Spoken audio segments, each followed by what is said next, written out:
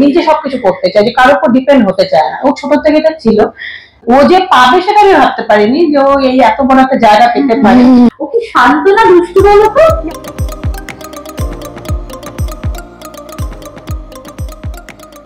একটু আর কাকিমা বলতে ইচ্ছা করছে না, কাকিমা দেখতে নয় দিদি দেখতে। আমি একটু প্ল্যান করবো, প্লিজ প্রাউড মাদার। তোমরা অনেক অনেক ভালোবাসা দিও আমার মেয়েকে। একটু পাশে চলে আসো আসো বসো মা। মানে মেয়ে এত মিষ্টি কি করে, এত সুন্দর কি করে বলতে পারবে কাকিমা? মানে তোমাকে মা কাকিমা বলতে ইচ্ছা করছে। তো আমাদের কথা বলো, কতটা মানে গোছানো, মানে এখানে ধারাবাহিকে যেমন বা ওকে যেমন করতে হয়, তুমি কি এতটা এক্সপেক্ট করেছিলে যে এতটা? না, ও অ্যাকচুয়ালি গোছানোই, মানে ও ছোট থেকে নিজের কাজটাকে ও নিজেই করতো। মানে কোনোদিন আমাকে বলতে হতো না যে তো, মানে আমার জন্য রাখতো না যে মা তোমাকে করতে হবে। ও নিজের বই খাতা বলো, যেমন ও অনেক ছোট থেকে এটা মানে স্কুলের বই খাতা যে দিত, ওর মলাট গুলো নিজে করতো। মানে ও সব একদম ছোট থেকে মোটামুটি 2-3 বছর থেকে নিজের থেকে খাওয়া দাওয়া, মানে ছোট থেকে ওই জিনিসটা সম্পূর্ণ। হ্যাঁ, ও নিজে সবকিছু করতে চায়, যে কারোর উপর ডিপেন্ড হতে চায় না। ও ছোট থেকে এটা ছিল। এই আর খুব ভালো মিষ্টি এবং খুব শান্ত।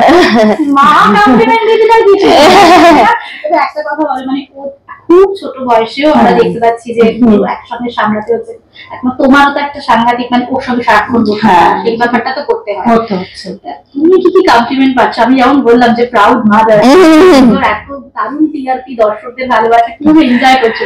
খুবই ভালো, মানে এটা তো মানে আশাই, মানে এসেছিলাম আমরা নর্মালি, মানে যে ওর একটা ইচ্ছে ছিল, এটা ঠিকই। তো ওর ইচ্ছেটাকে পূরণ করার জন্য আমরা এসেছি। আমি ঠিক আছে পড়াশোনা জাস্ট এটা দেখি কি হয়। আর এত মানে তোমার কন্টেস্টেন্ট ছিল যে ও যে পাবে সেটা আমি ভাবতে পারিনি যে ও এই এত বড় একটা জায়গা পেতে পারে। তো সব মানে ভগবানেরকে অনেক অনেক ধন্যবাদ যে আমাকে এত বড় একটা প্রাউড ফিল করার জন্য।